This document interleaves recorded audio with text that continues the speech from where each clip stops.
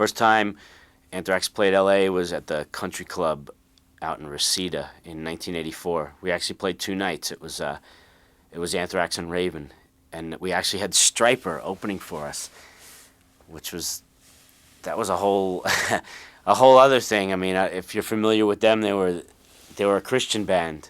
Are a Christian band. I heard they're back together, but there's these guys there, and we were driving around in a van, and there's these guys with these big giant hair, and they're wearing all this crazy yellow and black striped spandex and shirts, and because their album was the Yellow and Black Attack, and I don't know what that has to do with Christianity, but and they had a limo and all this kind of stuff, and we're like, who are these guys, right? And they're in their dressing room like praying in a prayer circle, and so I asked one of the dudes, I was like, you guys have a limo? Like, I don't understand. Like, he took a limo, and they said, yeah, we prayed to God, and he answered our prayers, and he got us a limo. And I was like, well, can't you just get one for $50 an hour?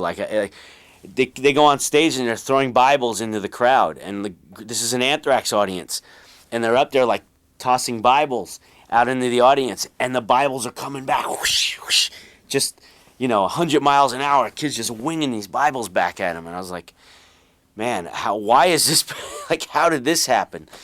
But that was the first time we played L.A., and, our shows were great. I mean, the crowd was insane. First time here was incredible. And L.A.'s always been good for us. A lot of bands complain about L.A. A lot of bands complain about New York, London, there's big cities where they say people just, kind of stand there and watch you. But L.A.'s always been insane for us. And I don't know.